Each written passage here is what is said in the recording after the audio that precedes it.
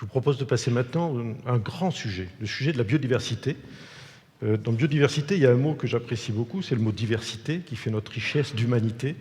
Et c'est aussi une richesse de nos territoires, de notre faune, de notre flore. C'est un sujet qui s'est imposé en France à toutes les fédérations, tous les chasseurs, mais finalement, c'est votre quotidien. C'est votre quotidien depuis toujours, puisque chasse et biodiversité sont intrinsèquement liés, à condition d'en avoir une vision éthique et durable. Et c'est le cas ici, dans les Pyrénées-Orientales. Je veux tout de même insister sur le fait que nous parlons de biodiversité sans la nommer, et sans en avoir conscience depuis plus de 30 ans. On faisait simple par rapport à ce qui est dit aujourd'hui avec des mots compliqués. Au travers des contrats biodiversité, on utilise nos acquis en matière d'aménagement du territoire en les adaptant aux attentes du monde agricole, aux sollicitations des collectivités et à la nécessaire qualité des actions en faveur de la petite faune et de ses habitats.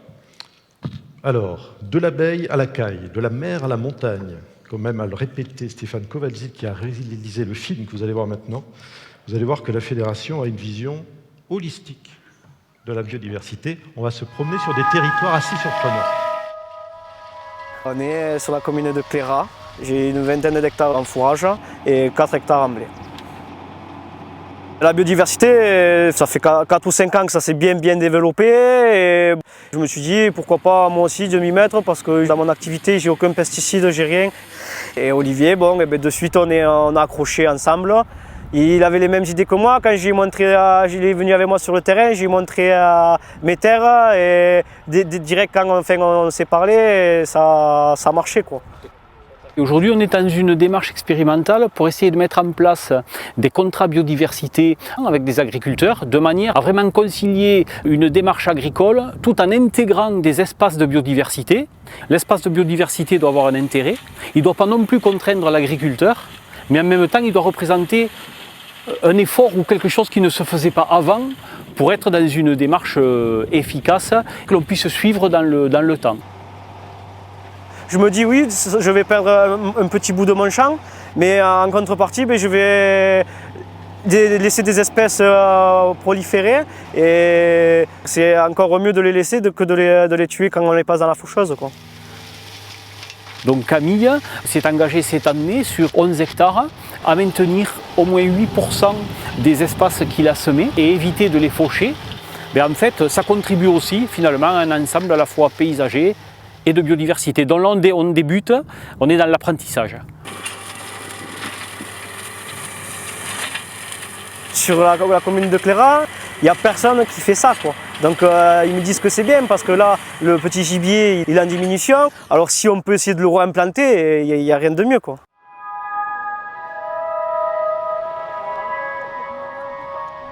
On est au centre presque de Perpignan, dans la caserne Munier. C'est un lieu de travail et puis surtout un lieu d'habitation où vivent les gendarmes et leurs familles. En fait, on se retrouve avec des chenilles processionnaires qui font mauvais ménage avec les familles, avec les enfants, éventuellement avec les animaux domestiques des gendarmes. On a fait une démarche pour essayer de trouver une solution à ce problème qui soit une solution écologique et puis pérenne. Là, il y a les chats qui sont passés par là. Donc là, j'ai fait venir une association pour les chats. La nature peut faire le travail, en fait. On s'embête avec des solutions qui ne sont pas du tout adaptées, alors que peut-être la nature peut faire le travail à moindre coût. Et effectivement, j'ai vu que la mésange était le premier prédateur de la chenille processionnaire. Donc on a posé des nichoirs, mais pour les faire s'installer sur du long terme, il fallait quand même qu'on agrémente un peu la flore. Parce qu'en fait, on a des pins, mais on n'avait pas réellement suffisamment de moyens de les faire s'installer longuement sur le site. L'idée, c'est de créer des haies dans lesquelles viendront se nicher des oiseaux. Les oiseaux nous régleront le problème des chenilles processionnaires à long terme. Devant l'ampleur de la tâche, on s'est dit, voilà, nous, on n'a pas de matériel, on n'a pas de budget, on a des bras et de la volonté. Et il a vraiment fallu qu'on soit aidés. Et c'était l'occasion justement de faire travailler les étudiants sur le thème, sur le sujet, et d'avoir un renfort, une main-d'œuvre vraiment d'experts ou apprentis experts à notre service. Avec un coût, finalement, en fait, c'est pas un coût financier, voilà, ils nous apportent leur expérience et nous, on leur permet de réaliser un projet pour leurs études. C'est un peu gagnant-gagnant. Nous, on n'est pas des professionnels de ces questions d'environnement, on a besoin d'aide. Et là, il y a tout un travail de partenariat qui s'est mis en place pour nous aider à nous investir dans le long terme pour ce projet.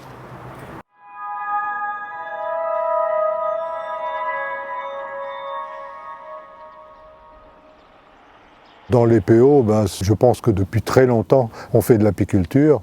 Olivier, il y a 3 ans, était un élève de l'USAR. Et il est apiculteur, alors j'ai vu qu'il s'intéresse particulièrement, qu'il a de grandes connaissances de la flore, connaissances du département, de ses ressources. Et il m'a fait découvrir finalement ce que la Fédération de chasse 66 faisait. Et j'en étais assez bluffé de voir d'abord l'antériorité, le travail qui est fait par la Fédération dans le département en matière de recherche, d'essais, de tests et de plantation. Donc ça m'a semblé vraiment quelque chose à développer parce qu'on a besoin de régénérer ou d'amplifier les ressources du département. Compte tenu de la sécheresse, compte tenu du réchauffement, on a besoin vraiment de s'atteler à renouveler et à créer d'autres ressources. Jusqu'au mois de septembre. Oui, on les a descendus. Oui. On avait des apiculteurs qui nous sollicitaient pour la mise à disposition de semences, mais souvent c'était un petit peu des gens qui avaient une âme de cultivateur et voilà, qui nous sollicitaient pour améliorer autour de leur ruche la disponibilité alimentaire pour leurs abeilles. Olivier nous a gentiment apporté tout un ensemble de graines. Ils ont fait des essais, ils ont créé des haies, etc. Lui, il a compris tout l'intérêt de la biodiversité. Les insectes, les oiseaux, toute la chaîne vivante a besoin d'une nature riche, variée, pour nous, apiculteurs, mais aussi pour lui ou eux, pour eux, chasseurs. Et donc, on a finalement les mêmes objectifs. L'historique des travaux qu'on mène depuis pas mal d'années avec des structures très diverses et avec des principes de base qui au départ étaient plutôt liés à la petite faune, on s'aperçoit que le concept colle complètement aux besoins des pollinisateurs et des abeilles. Et on oublie souvent que cette même plante elle va produire des graines ou des baies qui finalement vont intéresser d'autres espèces ou des espèces chassables. Et en fait, on apporte une certaine attention à des végétaux qui sont communs avec pourtant des objectifs différents.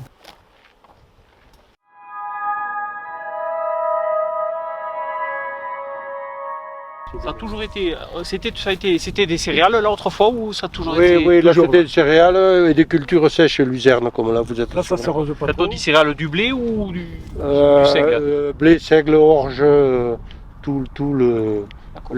là-bas en face c'est du blé. Il semblerait qu'on s'interroge sur la disparition de petits gibiers de montagne qui, il y a encore 30-40 ans, était à profusion dans cette plaine de Cerdagne, où étaient ensemencées des céréales qui permettaient de fixer ce petit gibier. Ça c'est du triticale. C'est-à-dire que c'est un mélange de blé et de seigle, donc on voit qu'il y a des grains qui sont longs comme les graines de seigle et d'autres qui sont plus ronds comme celui-là. On commence à avoir une petite réputation concernant les semences anciennes, le travail sur les céréales bio et le développement de cette filière. Et donc ils sont venus nous voir parce qu'ils cherchent à remettre en place certaines cultures vivrières pour maintenir le développement de la flore locale et le développement du petit gibier, du grand gibier, et contribuer plus avant encore à la biodiversité générale de notre environnement. Ouais. Celui qui est un peu plus grisâtre là?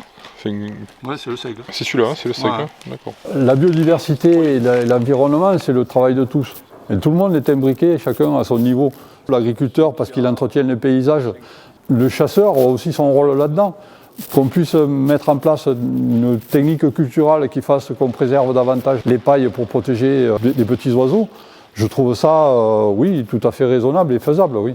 L'intérêt, ce serait de pouvoir intéresser ou faire participer des producteurs céréaliers à ce qu'ils gardent des chaumes d'une hauteur de 20 à 25 cm jusqu'au prochain semis. Là on va semer, je sais pas, le gars il a dit du blé dur je crois. Un blé tardif alors. Ouais. Dans les semaines ou les mois qui viennent, l'idée c'est de se rapprocher un peu des zones où on travaillait Cyril et Benjamin sur la caille, pour voir si on ne pourrait pas essayer de mettre en place des partenariats de façon expérimentale avec les agriculteurs, en se disant, bon, pour que ce soit plus favorable pour la caille, Il faudrait peut-être maintenir un peu des lisières, avoir des chaumes plus hauts, voire peut-être on se pose la question de faire du rachat de céréales sur pied. Et c'est vrai que même si aujourd'hui on avait prévu d'en parler directement, le fait que vous soyez là, c'est intéressant de l'aborder, voir si c'est raisonnable ou pas. Un des volets de notre étude, au-delà des suivis quantitatifs d'oiseaux, etc., on a un volet, nous, qui nous intéresse, c'est vraiment ce volet lié au milieu, au maintien des milieux favorables ou à l'amélioration des milieux qu'affectionne la caille des blés. Donc, in fine, toute cette étude, elle va nous servir à ça, c'est-à-dire derrière à faire des propositions d'aménagement du milieu, soit aux ACA, aux sociétés de chasse, soit en partenariat avec d'autres structures, notamment avec le monde agricole, de manière à maintenir des milieux favorables à cette espèce.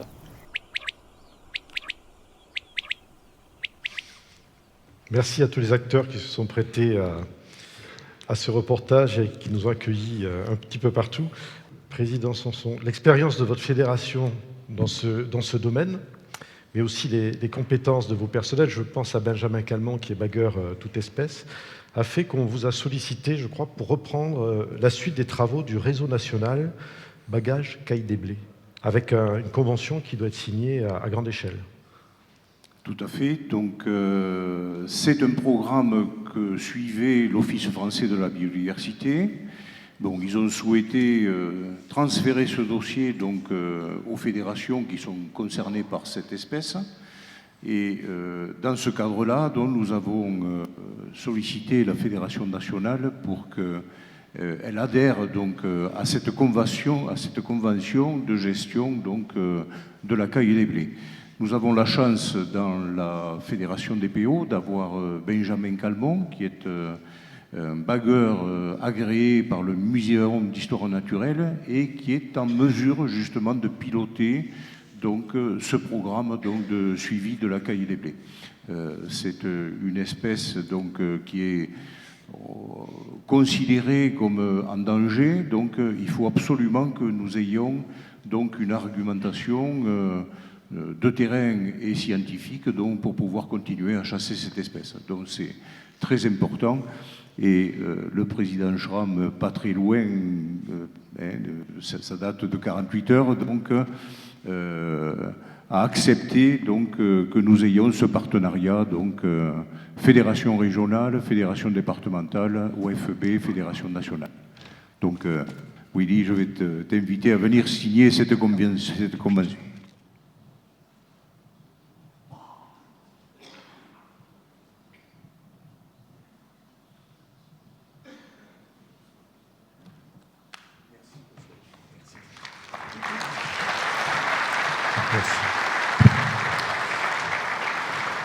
Vous voyez, Président Schramm, de la qualité, de l'étendue des compétences que vous pouvez trouver ici dans cette fédération départementale. Un grand merci au passage au service scientifique de la Fédération nationale qui s'est activé pour que cette convention soit prête. Donc, on l'a reçue hier. Merci. Je voudrais poser une question à Cyril Agnès qui nous a rejoint, puisqu'il est très impliqué dans ces aménagements du territoire. Toutes les espèces sont concernées, bien sûr, et vous avez notamment mis en place un plan de gestion sur la perdrix grise. Qu'est-ce qu'on peut en dire? Alors, effectivement, depuis de nombreuses années, pour l'ensemble des galliformes de montagne, donc présents sur le département, mais essentiellement la perdrix grise et le grand tétras, nous sommes très largement investis dans l'amélioration des habitats et la restructuration des habitats liés à ces espèces, au travers souvent de programmes comme Gallipir, Galliplus, donc qui sont des programmes financés sur des financements européens, des programmes POCTEFA, transfrontaliers. Et là, plus récemment, donc, nous avons déposé un dossier sur la perdrix grise, le programme PAPEG, dans le cadre des financements éco-contributions, qui nous aura permis de mettre en place un plan de gestion perdrix grise de montagne. Donc, au travers de ce plan de gestion, nous sommes appuyés sur plusieurs axes principaux. Le premier, bien sûr, c'est la définition d'unités de gestion pour gérer cette espèce. Des unités, bien sûr, qui correspondent à la biologie de cette espèce. La mise en place de suivi de population et la mise en place d'un plan d'échantillonnage afin de déterminer les densités perdrix présentes sur l'ensemble du département, notamment après reproduction. La définition de quotas de prélèvement à l'échelle de ces unités de gestion, mais également à l'échelle du département. Et puis derrière, bien sûr, des déclarations de prélèvement avait la possibilité de déclarer les prélèvements, pas la possibilité, pardon, l'obligation pour les chasseurs, mais aussi pour les présidents d'ACA, de déclarer les prélèvements réalisés au fur et à mesure, donc de façon hebdomadaire, au travers d'une application mise en place par la fédération, et en l'occurrence par Fernand Rude, qui est un petit peu notre développeur informatique donc, au sein de la fédération. Voilà. Juste, pardon, oui, pardon. Bien sûr, dans ce plan de gestion, on insiste sur le fait de l'application sans faille du décret ministériel, donc de l'arrêté ministériel, pardon, qui a mis en place le carnet de prélèvement petit gibier de montagne. Donc voilà, ça c'est vraiment une partie importante de ce plan de gestion. Merci. Alors, vous avez été sollicité par les services scientifiques de l'OFB dans le cadre d'une étude spécifique sur le lièvre. On se souvient l'année dernière d'un film, il est sur la chaîne de la Fédération, si vous ne l'avez pas vu, on vous enverra le lien, Président Schrein, assez remarquable sur la capture des lièvres pour en faire une étude. C'était assez remarquable. Alors, comment on accompagne ces études scientifiques, Olivier, sur le lièvre aujourd'hui ? Au départ, l'objectif est d'étudier d'abord le lièvre pour aller plus loin dans la connaissance de l'espèce, mais on a aussi besoin de conforter et d'adapter nos mesures de gestion. Mais un point important, c'est de rassembler tous nos partenaires, chasseurs, étudiants, agriculteurs, autour de l'importance de la gestion concertée des espèces de petite faune.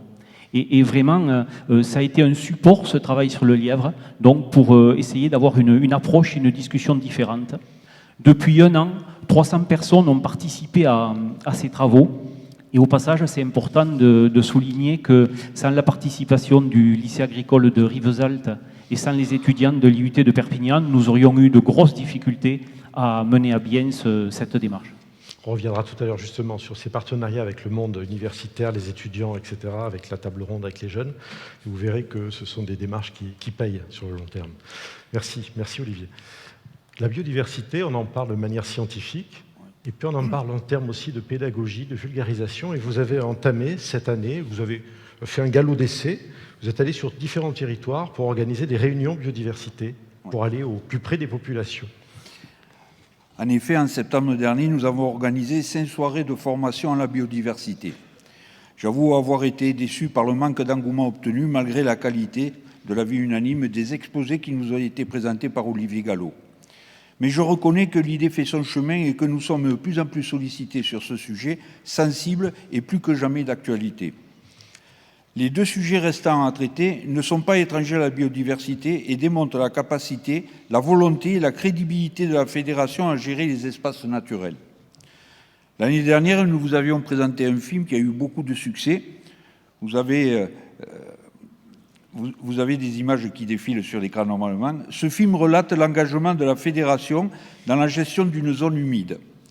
Le Conservatoire du littoral a confié la cogestion opérationnelle de ses propriétés, 167 hectares, à la Fédération qui s'est engagée à mettre en œuvre des aménagements dans le respect d'un plan de gestion écologique.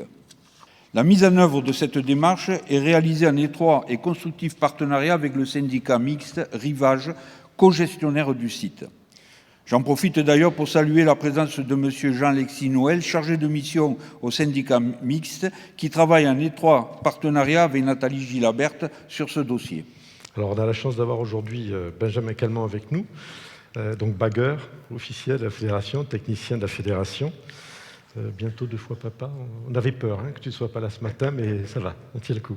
Il faut souligner que la Fédération des Pyrénées-Orientales est la seule fédération en France qui s'est vue confier la gestion d'une propriété par le Conservatoire du littoral. Et donc, on a vu l'année dernière ce grand projet sur la Sagne de Poule, dont vous voyez des extraits du film. Quelle est l'évolution du site depuis l'année dernière? Qu'est-ce qui s'est passé? Quelles sont les actions que vous avez réalisées? Donc depuis l'an dernier, on a terminé les travaux de réhabilitation du site qui étaient prévus dans le cadre du plan de gestion. Pour le volet hydraulique, donc, on a mis en place une martelière pour gérer les arrivées d'eau. Ensuite, on a remis en état mécaniquement 150 mètres d'agouille et après, là, manuellement, 200 mètres donc, sur un secteur qui ne permettait pas la mécanisation. Après, pour la partie des prés salés, donc il y a eu l'an dernier la première fauche réalisé par l'agriculteur. Ensuite, il y a eu une mise en pâture.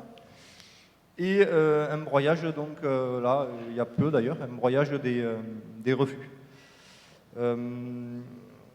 Il y a également eu la mise en place de ganivelles. Alors là, il y avait un peu un double enjeu, c'était sécuriser un peu le pâturage, puisqu'il y a une partie qui est limitrophe avec la voie ferrée, et également limiter les dépôts d'ordures sur le site. Et quelle évolution on a pu constater alors sur le milieu? Est-ce que des espèces sont déjà revenues? Alors les suivis standardisés en fait n'ont pas encore réagi à la réhabilitation du milieu. Par contre, on a pu constater dès le printemps dernier l'évolution des herbiers dans les mares qui se sont vraiment bien développés, et dans la foulée les oiseaux qui les consomment sont revenus avec les fouques macroules et les fulicules milouins. Alors c'est un projet qui va encore se poursuivre dans le temps. Il y aura une inauguration officielle de ces travaux, je crois que c'est le 12 mai prochain, en présence de Monsieur le Préfet. Donc c'est vraiment un engagement de tous les acteurs du territoire autour de ce projet. Et on ne manquera pas de vous en donner des nouvelles. Il y a d'ailleurs une série de films qui seront toujours sur la chaîne de la Fédération, avec l'objectif à terme d'avoir un vrai documentaire qui pourra tourner peut-être dans les cinémas de la région pour montrer cette action vraiment très très volontaire sur ce projet original. Merci Benjamin. On termine Fernand là, je crois, on n'est pas loin. Hein. On n'est pas loin, on n'est pas loin. C'est toujours un sujet de biodiversité finalement, je crois que c'est le rachat parcellaire. Nathalie, qui je le rappelle officie comme un poisson dans l'eau dans le cadre des très complexes dossiers de l'éco-contribution, je tiens à dire que sa rigueur et sa compétence alliées à son ingéniosité dans la structuration de ces dossiers nous sont d'une aide précieuse. J'en termine enfin avec la concrétisation de l'achat d'un ensemble parcellaire de 8 hectares à proximité de l'étang Sals-le-Cat. Je tiens à remercier le président de la SAFER, Denis Bassery, pour l'aide apportée dans l'instruction de ce dossier. Cet investissement a fait l'objet d'un plan de financement qui bénéficiera du soutien financier de l'Agence de l'eau, du conseil départemental et bien entendu de la Fondation pour la protection des habitats de la faune sauvage, qui est la structure environnementale du monde de la chasse. L'année prochaine, nous vous présenterons le programme d'action qui sera engagé sur ce territoire. Je vous remercie pour votre écoute. Merci Fernand, merci beaucoup.